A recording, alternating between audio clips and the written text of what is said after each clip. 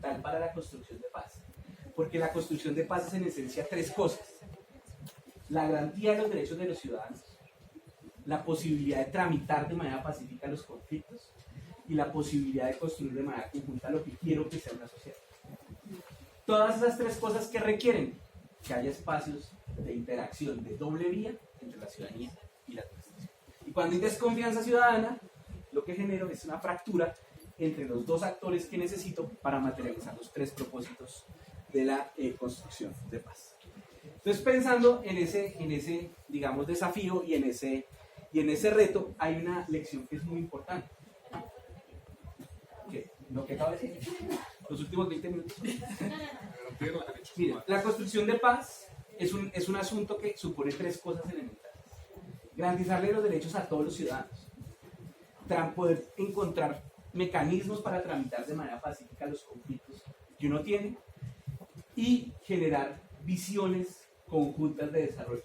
Que en esas visiones conjuntas de la sociedad que queremos, no es que todo el mundo esté de acuerdo con todo, porque ahí caben las distancias y las diferencias. Es que al menos haya un conjunto común de asuntos que nos hace ir a todos en la misma dirección.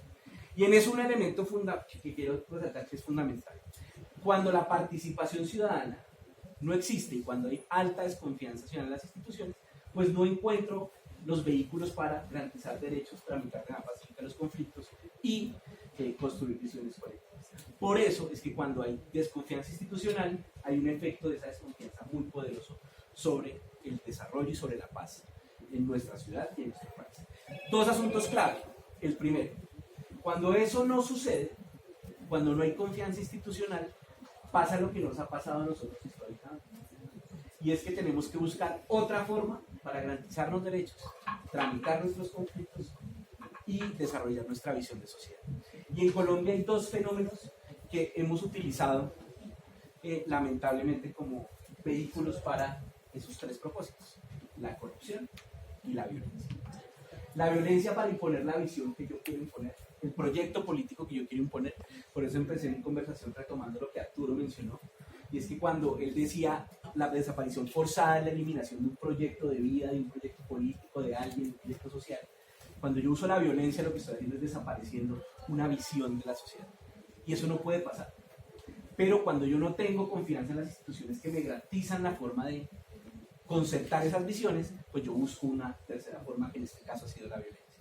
Entonces la violencia se ha utilizado para imponer visiones de mundo, se ha utilizado para tramitar conflictos. Es decir, yo siempre pongo este ejemplo: si uno está en el área rural y me corren la cerca, yo debería tener un conciliador, un juez de paz, alguien con quien, pero como no lo tengo, pues el garrote se vuelve la solución más cercana a la resolución del problema. Pero también, como hay comunidades que han querido defender sus derechos, como en lo que sucedió en el origen del conflicto armado en Colombia, en el que un grupo de campesinos se arman porque les estaba quitando la tierra al Estado, el Estado que es el que le debe dar la tierra, garantizarle la tierra, pues ese grupo de campesinos utiliza las armas para garantizarse su derecho a la tierra. Entonces fíjense lo dramático que significa que no haya confianza ciudadana en las instituciones. Eso que parece un concepto tan etéreo, cuando uno lo materializa en la vida de la gente, la salud de la gente, la posibilidad de acudir a una instancia que dirima conflictos y la posibilidad de construir proyectos colectivos de sociedad. Y la corrupción ha sido también otra forma de hacerlo. Entonces, cuando yo no tengo acceso a la educación, pues me toca buscar un amigo en la Secretaría de Estado, buscar un representante en el Congreso, en el Consejo o en la sala, si de pronto me toca buscar, negociar, pasarle un billetico al rector del colegio a ver si me abre el cupo. Entonces, fíjense lo dramático que es eso. Si yo no encuentro en las instituciones la forma de resolver esos tres desafíos de la garantía de derechos, de la resolución de conflictos y de la construcción de sociedad, yo tengo que buscar otro escape. Y ese escape en nuestro país ha sido la violencia y la corrupción. Por eso, aumentar la confianza ciudadana en las instituciones es un desafío central cuando uno tiene construcción de paz, porque está cerrando la ventana y está cerrando las puertas para que esos otros dos mecanismos no puedan utilizarse para garantizar derechos. ¿Por qué? Porque lo que lo va a hacer es el Estado con el acompañamiento de la sociedad.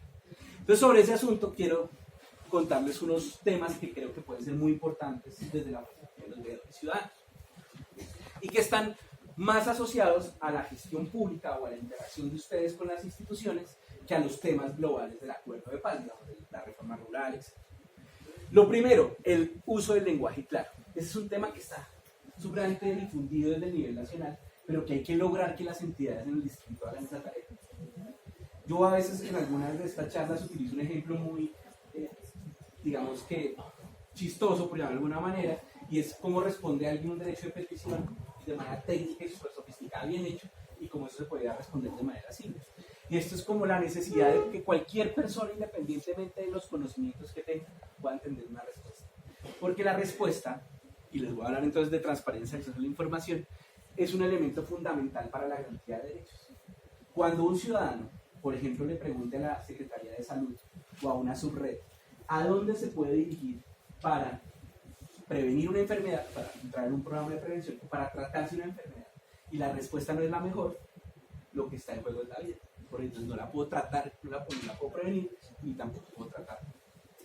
Y cuando uno lo mira así, uno dice, uy, claro, eso deja de ser un papel que le llegó a la entidad, como a través del sistema de quejas y soluciones, que uno respondió y que sacó. Eso se vuelve un elemento fundamental para la vida de los ciudadanos. Por eso, ese lenguaje claro y la idea del acceso a la información es tan importante, porque la información es una llave que abre otros derechos. Con buena información, yo puedo garantizar muchos derechos. Y por eso es tan importante esa relación. La idea de las garantías para el ejercicio. Arturo mencionó para el caso puntual de líderes de derechos humanos, pero hay un desafío que seguramente al que ustedes se habrán enfrentado en alguna ocasión. Y es que en nuestro país, como hemos utilizado la violencia como mecanismo para muchas cosas, atentamos contra líderes que están buscando la garantía de derechos de todos. Entonces, parte del desafío que hay que poner, o en donde hay que poner la mirada cuando uno piensa en construcción de paz, es cuáles son las garantías para el ejercicio de la participación y el control. Y eso pasa, es cómo le estamos garantizando la seguridad, la integridad y la libertad a quienes de manera legítima, en el marco de la Constitución, deciden emprender ejercicios de control ciudadano y de participación para garantizar los derechos de sus comunidades. Eso hay que pensarlo, y hay que poner la mirada ahí, porque si yo no puedo hacer control social, ahí viene el conflicto otra vez con la garantía de derechos, con los mecanismos para el trámite de conflictos y con los espacios para crear visiones conjuntas de sociedad. Muy importante, la diversidad. Eso es un desafío social y como sociedad gigantesco. Pero en todo, y esto es muy importante, hay que poner la mirada en cómo se están articulando en Bogotá los espacios de participación para garantizar la diversidad de poblaciones hacia las que hay que dirigir medidas o acciones de política pública.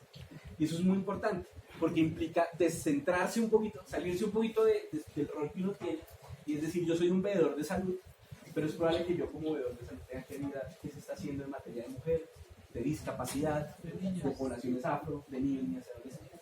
Entonces esto es promover la participación desde una perspectiva de la diversidad, es decir, asegurarnos que todos tengan cabida, independientemente de sus formas de pensar. Hay una frase que a mí me encanta, que la decía Humberto de la Calle, recién acabado el proceso de paz, y es que no puede suceder en nuestro país que alguien muera por causa de las ideas que tiene. Eso no puede pasar. Eso es inadmisible.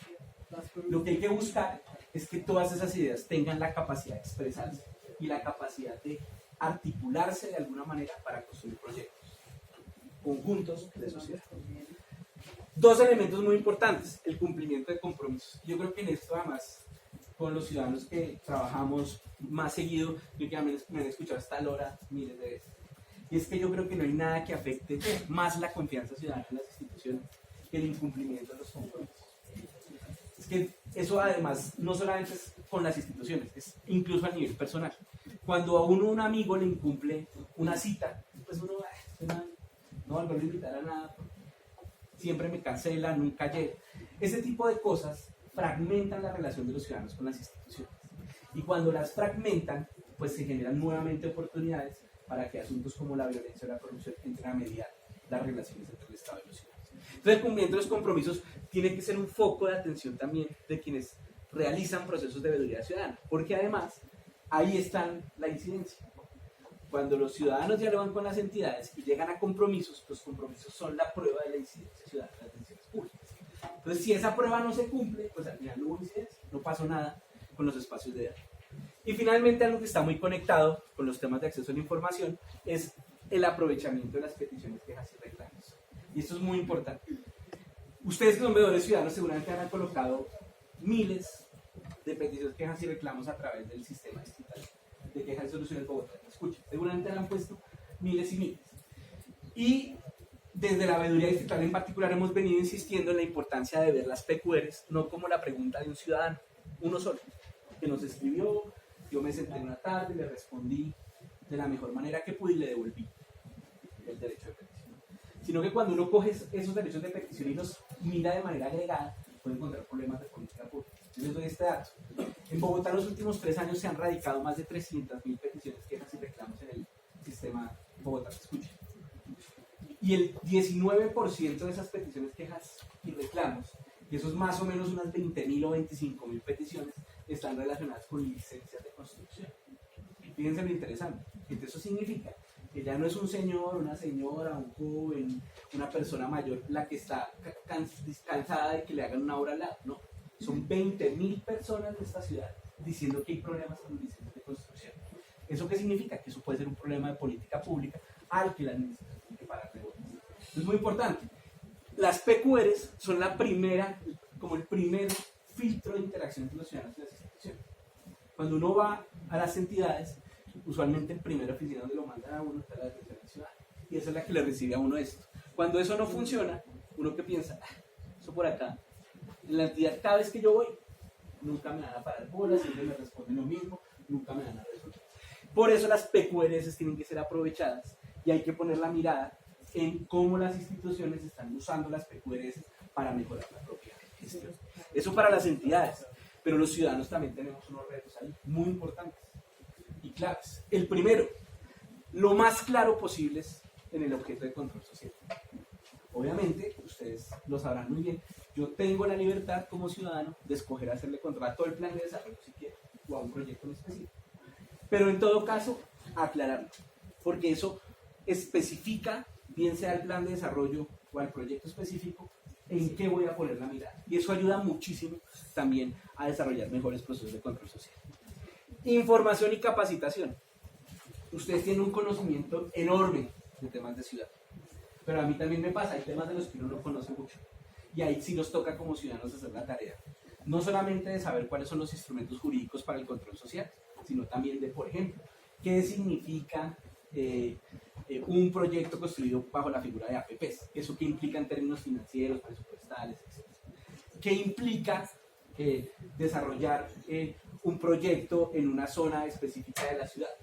¿Por qué se utiliza un fresado en una zona para pavimentar una calle y en otro? Todas esas cosas que parecieran que realmente no tienen mucha importancia, sí lo tienen, porque fortalecen el ejercicio de control social. Entonces sí es responsabilidad nuestra, acompañada por las autoridades públicas, por supuesto, no solamente tener claros los instrumentos jurídicos, sino en esos temas en los que no hemos tenido la oportunidad de meternos a fondo, hacer la investigación mínima para poder mejorar el ejercicio. Muy importante el sistema de alertas, yo siempre insisto en esto. Lo primero que hace un ciudadano es alertarle a las entidades que algo está fallando. Y esas alertas hay que seguirlas haciendo. Hay que profundizar en ese ejercicio de seguirle generando a las entidades mecanismos para que puedan de manera preventiva evitar que haya fallas en la acción pública. Pero también, y esto es muy importante, es que no hay nadie como los ciudadanos para decirle a uno cómo algo sí puede funcionar. Nadie. Ahorita estábamos hablando con un colega que es historiador y él decía, él ponía este ejemplo que es muy interesante. Él decía, yo le pregunté, oiga, ¿usted por qué cree que la participación es tan importante para el desarrollo de la ciudad, para la construcción de paz? Y el man me dijo esto, me dijo, mire, es que eso es como si usted va a planificar un viaje con su familia. Usted tiene dos opciones. Le pide a una agencia de viajes por allá que le busque el mejor precio, con el mejor sitio, etc. Y cuando esa agencia de viajes le tenga el dato, usted paga y viene y les dice. Entonces les va a decir, nos vamos para Curazao mañana. Pero si usted, en lugar de preguntarle a la agencia de viajes cuál es la mejor opción de destino, o el destino que quiere viajar, se lo pregunta a su familia, probablemente usted no va a tener el plan más barato, pero sí el más legítimo, el que más van a disfrutar. Así sucede con la ciudadanía. Probablemente uno tenga la decisión más técnicamente comprobada, pero puede tener la mejor decisión, más legítima y más eficiente para todos. Entonces ese asunto es supremamente relevante. Y finalmente, algo en lo que yo particularmente confío mucho, hay que sistematizar uno como ciudadano la tarea, porque uno hace cosas muy interesantes a nivel de control social, y cuando una entidad u otro ciudadano va a hacer el ejercicio, no sabe dónde consultar cómo fue que lo hicieron. Y eso es muy importante, parece menor, y uno dice, no, pues yo le echo el carretazo. Sí, claro, obvio que le puede echar el carretazo, pero no hay nada como que uno pueda tener una especie de guía para implementar el ejercicio. Y esto supone una idea fundamental. Yo creo que no hay nada más relevante como lo que ustedes hoy tienen la posibilidad de desarrollar a través de este tipo de espacios, y es el conocimiento entre ustedes. El conocimiento de los niveles de control que ustedes desarrollan, conectado entre ustedes, es mucho más interesante que lo que los tres que nos hemos parado acá a echar carreta les pongan. Probablemente ustedes tengan mejores soluciones, mejores ideas, ejemplos más divertidos. Y es parte de la tarea que tenemos nosotros como entidades de control, fomentar esos ejercicios. Por eso, dentro del plan de acción, y lo mencionaba en la introducción, están incorporados espacios para que ustedes se encuentren, porque esa tarea hay que hacer, para que ustedes se cuenten cómo han trabajado, para que ustedes se recomienden cosas, para que ustedes pongan los ejemplos que hay que colocar. Y hay unos asuntos que ya están más centrados en las dos partes, en los ciudadanos y en las instituciones. El primero, ya lo mencioné, diálogo crítico y propositivo. Y es que todo lo que ligan a los ciudadanos a las instituciones tiene que tener una respuesta. No siempre todo lo que yo diga necesariamente se traduce en una decisión. Pero yo como ciudadano, ustedes no me dejarán mentir, quedo más tranquilo cuando a mí me explican por qué algo no se puede hacer, a que si simplemente me dicen, no, eso no se puede hacer, y yo quedo con la duda de por qué realmente eso no se pudo hacer. Que esto es a distintos niveles de la gestión pública, y esto creo que es un aprendizaje de ustedes, y es que el control social y la participación no son solamente un ejercicio que se desarrolla cuando se acabó el proyecto, es cuando se está tomando la decisión de qué priorizar, cuando se está diseñando el proyecto, cuando se está implementando y por supuesto cuando ya se terminó. Es decir, es en todos los niveles de la política, a distintos niveles, en todas las fases, no solamente cuando se acaba. Y algo que es muy importante es que uno sí tiene que aprovechar las tecnologías cívicas, las tecnologías de la información. Hoy hay una onda, una cadena muy importante que habla de las TICs para el desarrollo. Cómo las TICs garantizan derechos, cómo las TICs permiten resolver problemas. Hay toda una onda muy importante de datos abiertos, por ejemplo, de dónde están los datos con los que funciona la discusión. Y abiertos para que la ciudadanía busque, investigue y considere lo que quiera considerar sobre esos datos. Entonces, las tecnologías cívicas tienen que ser algo que las entidades coloquen a disposición, pero que los ciudadanos aprovechen, porque los ciudadanos al final son quienes les dan el mejor uso a esa plataforma. Yo sé que tengo muy poquito tiempo. ¿Cuáles son las páginas de datos? Bueno, ya les contamos. Yo sé que ya estoy voladísimo en tiempo, entonces sé que esto ya lo han tratado con los demás, pero cuando se lleven la presentación quiero que sepan que la veeduría, y lo mencionó el veedor, hizo un estudio sobre qué puntos del acuerdo de paz son aplicables para Bogotá. Entonces ustedes van a poder encontrar en ese estudio cuáles son los temas del acuerdo de paz que le aplican a Bogotá. Solo para darles un ejemplo, en materia de solucionar el problema de las drogas ilícitas, que eso parece una cosa por allá del Pacífico colombiano, del Catatumbo, de los Montes de María, no. Hay dos asuntos importantísimos en el acuerdo y que creo que todos ustedes priorizarían. Yo creo que ustedes lo priorizarían como asuntos claves para la ciudad. El primero, los programas de prevención al consumo. Eso no es del Catatumbo, eso nos pasa acá y es uno de los problemas más graves que tiene la ciudad. Y el combate a las bandas criminales que utilizan estas economías o que promueven estas economías ilegales. Eso también pasa acá en Bogotá. La producción y comercialización de sustancias psicoactivas de diversos. Entonces, esto es para decirles que hay que darle una mirada al acuerdo, ya con los elementos que ustedes han tenido. Este insumo les puede servir un poco como guía para desarrollarlo, para saber qué es lo que dice el acuerdo, si tiene que hacer el distrito sí o sí. Y en eso hay que poner la mirada, más en este año, en donde vamos a escuchar de distintos grupos políticos propuestas de ciudad. Entonces hay que ponerle la mirada a esos temas. Y yo, si no me quiero ir, ya para terminar, ustedes han visto que tengo una besita en mi chaqueta y quiero hablarles del Colibrí, de la plataforma web de seguimiento a compromisos entre ciudadanía y administración. Vieron en la primera diapositiva que un componente de la confianza institucional es el cumplimiento de los compromisos. Y no hay nada que afecte más la confianza ciudadana que el incumplimiento. Nosotros desde la veeduría pusimos ya a disposición de todos ustedes como ciudadanos esta plataforma en la cual pueden pedirle a las entidades públicas del distrito que todos los compromisos que ustedes hagan con ellos se carguen acá. ¿Para qué? Para que queden visibles y para que ustedes puedan hacer el seguimiento en tiempo real. Pero también en esta plataforma ustedes pueden consultar qué compromisos está haciendo la administración distrital con otros ciudadanos en otras zonas de Bogotá. Esto es una herramienta de control social brutal, porque es básicamente poder estar encima del compromiso que me hicieron. Y además es un compromiso que monitorea la veeduría distrital, que en el caso de incumplimiento inmediatamente toma las acciones que haya que tomar para garantizar su cumplimiento. Entonces quiero invitarlos a que la conozcan. La pueden encontrar en colibri.veeduriadistrital.gov.co o simplemente colocan Colibrí Veeduría Distrital en Google y es la primera que les aparece. Quiero pedirles por favor que la chismoseen, que la revisen y cualquier cosa conmigo, con Glorita, con Catalina, nos pueden contar qué les pareció, cómo creen que podemos mejorar. Estamos en este momento, en estos 2 meses, ya le doy la palabra, en el proceso de mejora de la plataforma, porque queremos que los ciudadanos la usen. Hoy la estamos piloteando con el Consejo Consultivo de Mujeres, con el Consejo Consultivo LGTB, con los subcomités de la Mesa Distrital de Víctimas y con los espacios de la Secretaría de Seguridad, que son los encuentros ciudadanos. Estamos piloteándola además como con varios enfoques para saber qué piensan los ciudadanos de esta plataforma, si sirve, si no sirve, si hay que cambiarles alguna cosa. Para cerrar, y ya le doy la palabra al señor que está atrás, ¿por qué le pusimos Colibrí? Por 3 razones. La primera, hicimos un ejercicio participativo con una metodología de laboratorio de innovación de la veeduría para encontrarle nombres. Y Colibrí salió del ejercicio participativo. Entonces nosotros tomamos una decisión que es elemental. No podemos ponerle a esta plataforma un nombre distinto al que salga el proceso participativo, entonces ¿para qué hicimos el proceso participativo? Primera razón por la cual se llama así.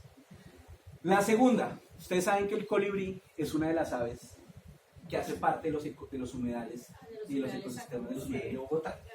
Entonces es una ave que está en el ecosistema ambiental de la ciudad. Nosotros queremos que esta ave, este colibrí, esté en el ecosistema de la gestión pública. Es decir, que todas las entidades y los ciudadanos la tengan en el radar para asegurarse a través de ella que se cumplen los compromisos que hacen los ciudadanos con las instituciones. Y la tercera, que para mí realmente es la más bonita, me parece que tiene todo el significado, es que hay una creencia popular en algunos sectores de la ciudad, en algunos habitantes de la ciudad, según la cual cuando aparece un colibrí se cumple una promesa. Entonces queremos que todo compromiso que aparezca acá sea una promesa cumplida y por eso decimos